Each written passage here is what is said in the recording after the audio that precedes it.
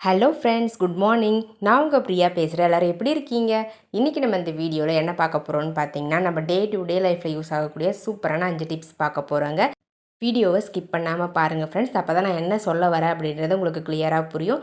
நீங்கள் நம்மளுடைய சேனலை ஃபஸ்ட் டைம் பார்க்குறீங்க அப்படின்னா மறக்காமல் சப்ஸ்கிரைப் பண்ணி வச்சுக்கோங்க. அதுக்கு பக்கத்தில் இருக்க பெல் பட்டனையும் ப்ரெஸ் பண்ணுங்கள். அதுக்கு பக்கத்தில் இருக்க ஆளுன்ற பட்டனையும் ப்ரெஸ் பண்ணுங்கள் ஃப்ரெண்ட்ஸ். அப்போ தான் நான் போடுற வீடியோஸ் உங்களுக்கு உடனுக்குடனே நோட்டிஃபிகேஷனாக வரும்.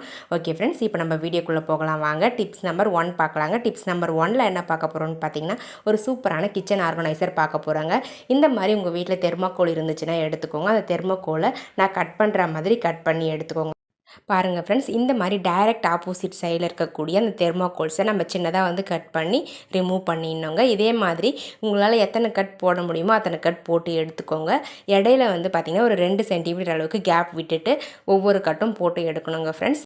இப்போ நம்ம சப்ஸ்கிரைபர் எல்லாருக்குமே ஒரு பெரிய ஹாய் சொல்லிக்கலாங்க.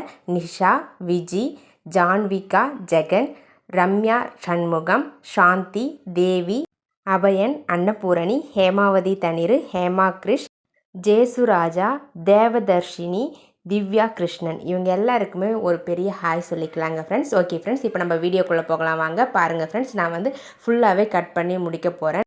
இந்த மாதிரி நீங்களும் கட் பண்ணி எடுத்துக்கோங்க ஃப்ரெண்ட்ஸ். அவ்வளோதான், முடிஞ்சுதுங்க.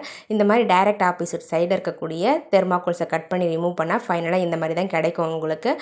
அடுத்தது நம்ம இதுக்கு மேலே பெயிண்ட் பண்ணி எடுக்க போகிறோங்க. இந்த மாதிரி நம்ம பெயிண்ட் பண்ணி எடுக்கும்பொழுது பார்க்குறதுக்கு கொஞ்சம் நீட்டாக அழகாக இருக்குங்க. நான் ப்ளூ கலர் பெயிண்ட் சூஸ் பண்ணியிருந்தேன். ஸோ அந்த பெயிண்ட்டை இந்த தெர்மாக்கோல் ஃபுல்லாகவே கவர் பண்ணுற மாதிரி அடித்து வெட்டிக்கிட்டேன். பட் அந்த சென்டரில் கட் பண்ணணும் இல்லைங்களா, அதுக்கு உள்ளெல்லாம் நான் அடிக்கலை.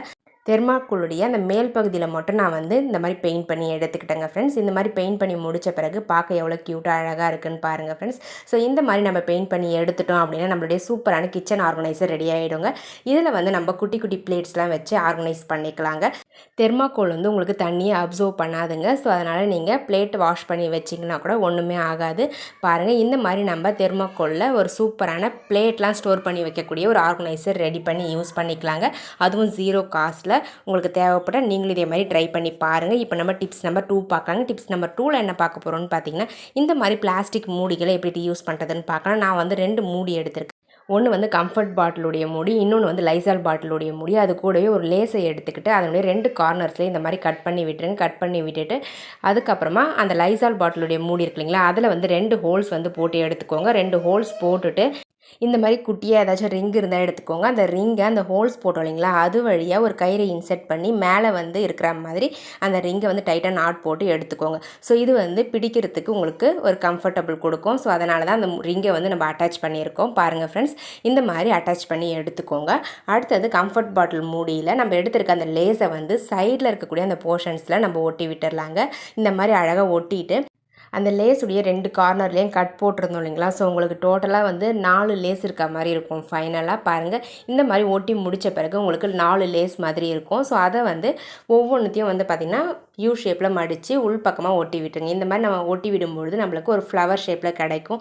ஸோ இது பார்க்குறதுக்கு கொஞ்சம் நீட்டாக அழகாக இருக்கும். அவ்வளோதாங்க ஃப்ரெண்ட்ஸ், நான் ஒட்டி முடிச்சிட்டேன்.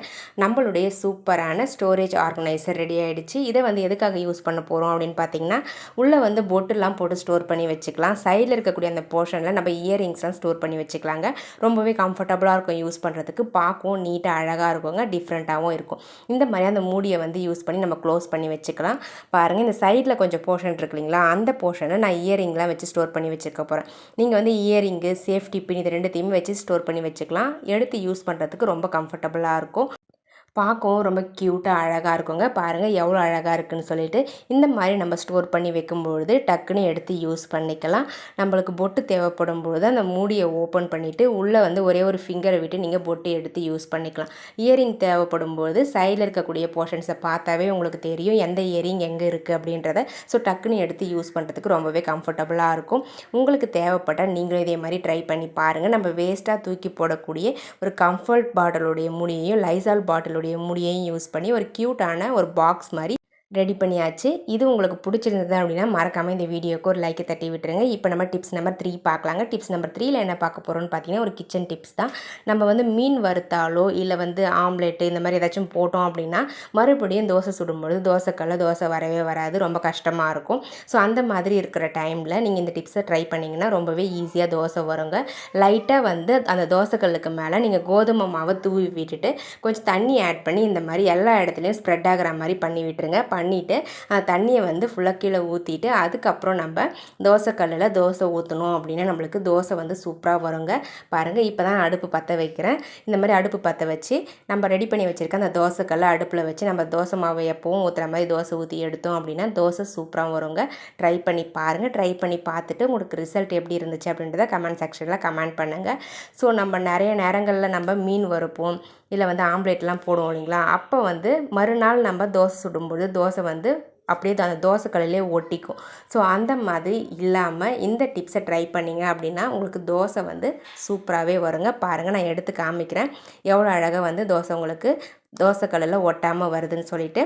ரொம்பவே ஈஸியாக இருக்கும், ரொம்ப யூஸ்ஃபுல்லாகவும் இருக்குங்க இந்த டிப்ஸ் உங்களுக்கு. அடுப்பு பற்ற வைக்கிறதுக்கு முன்னாடி அந்த கோதுமை மாவையும் தண்ணியும் லைட்டாக ஆட் பண்ணி ட்ரை பண்ணி பாருங்கள் ஃப்ரெண்ட்ஸ். ஓகே ஃப்ரெண்ட்ஸ், இப்போ நம்ம டிப்ஸ் நம்பர் 4 பார்க்கலாம். டிப்ஸ் நம்பர் 4ல் என்ன பார்க்க போகிறோன்னு பார்த்தீங்கன்னா இந்த மாதிரி குழந்தைங்களுடைய கிழிஞ்ச கிளாத்தை வந்து எப்படி ரீயூஸ் பண்ணுறதுன்னு பார்க்கலாங்க. நம்ம எடுத்திருக்க அந்த கிளாத்துடைய கைப்பகுதியை கட் பண்ணி நம்ம இந்த மாதிரி மேலே இருக்கக்கூடிய அந்த போர்ஷனை மட்டும் கட் பண்ணி ரிமூவ் பண்ணிடலாம். இப்போ நம்ம கீழே இருக்கக்கூடிய அந்த போர்ஷனை உள்ளே இருக்கக்கூடிய போர்ஷனை வெளியே இருக்க மாதிரி திருப்பி விட்டுட்டு கீழே இருக்கக்கூடிய அந்த லேயரில் நம்ம ஒரு தையல் வந்து போட்டு எடுக்க போகிறோங்க. பாருங்கள், 2 லேயரும் சேர்த்த மாதிரி நம்ம ஒரு தையல் வந்து ஸ்ட்ரைட்டாக போட்டு எடுத்துக்கோங்க.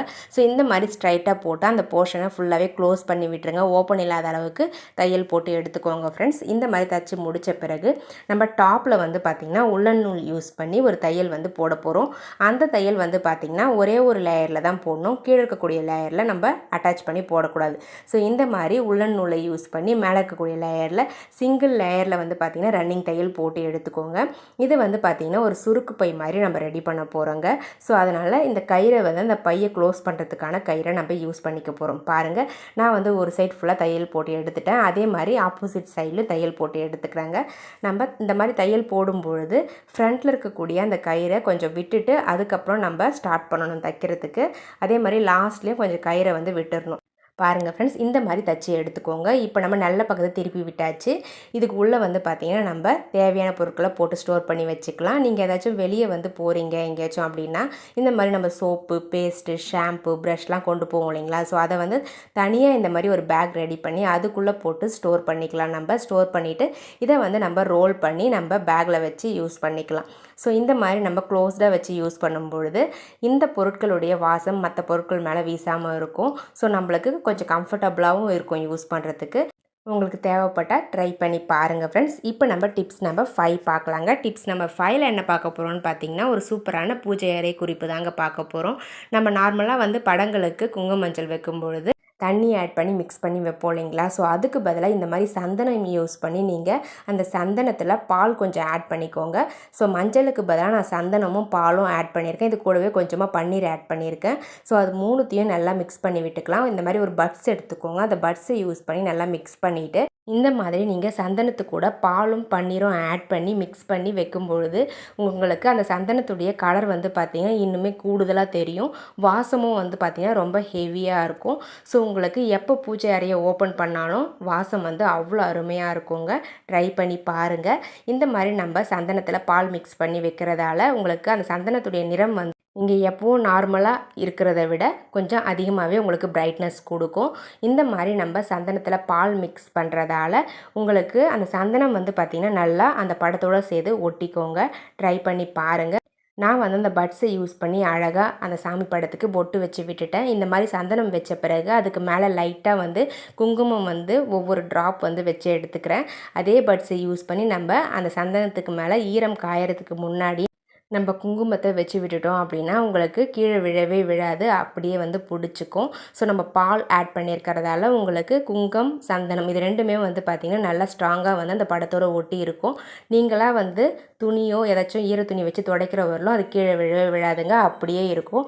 நான் வச்சு முடிச்சுட்டு நல்லா ஆறின பிறகு உங்களுக்கு காட்டுறேன் பாருங்கள் ஃப்ரெண்ட்ஸ், எவ்வளோ அழகாக இருக்க போகுதுன்னு சொல்லிட்டு. பாருங்கள், நான் ஃபுல்லாக வச்சு முடிச்சிட்டேன். அவ்வளோதாங்க ஃப்ரெண்ட்ஸ், நல்லா ஆற வச்சும் எடுத்துட்டேங்க. இப்போ பாருங்கள் எவ்வளோ பிரைட்டாக இருக்குதுன்னு சொல்லிட்டு. இந்த மாதிரி நம்ம சந்தனமும் பாலும் பன்னீரும் யூஸ் பண்ணோம் அப்படின்னா பார்க்க ரொம்ப அழகாக இருக்குங்க, பிரைட்டாக இருக்கும். ட்ரை பண்ணி பாருங்கள். பூஜை அறையும் நல்லா வாசமாக இருக்கும். உங்களுக்கு தேவைப்பட்டால் நீங்களும் இதே மாதிரி ட்ரை பண்ணி பாருங்கள். ஓகே ஃப்ரெண்ட்ஸ், என்னுடைய வீடியோஸ்லாம் உங்களுக்கு பிடிச்சிருந்தது அப்படின்னா மறக்காமல் இந்த வீடியோவுக்கு ஒரு லைக்கை தட்டி விட்டுருங்க. வீடியோஸை உங்கள் ஃப்ரெண்ட்ஸ் அண்ட் ரிலேட்டிவ்ஸ் கூட ஷேர் பண்ணிக்கோங்க. மறக்காமல் நம்மளுடைய சமையல் சேனலை இன்னும் நீங்கள் சப்ஸ்கிரைப் பண்ணாமல் பார்க்குறீங்க அப்படின்னா சப்ஸ்கிரைப் பண்ணி சப்போர்ட் பண்ணுங்கள் ஃப்ரெண்ட்ஸ். அதுக்கு பக்கத்தில் இருக்க பெல் பட்டனையும் ப்ரெஸ் பண்ணுங்கள். அதுக்கு பக்கத்தில் இருக்க ஆல்ன்ற பட்டனையும் ப்ரெஸ் பண்ணுங்கள் ஃப்ரெண்ட்ஸ். அப்போ தான் நான் போடுற வீடியோஸ் உங்களுக்கு உடனுக்குடனே நோட்டிஃபிகேஷனாக வரும். நிறைய சப்ஸ்கிரைபர்ஸ் கமெண்ட் செக்ஷனில் நிறைய டிப்ஸ் கேட்டிருக்கீங்க. நீங்கள் கேட்ட டிப்ஸை கூடிய சீக்கிரம் வீடியோவாக அப்லோட் பண்ணுறேங்க. ஓகே ஃப்ரெண்ட்ஸ், நெக்ஸ்ட் வீடியோவில் பார்க்கலாம். பாய்.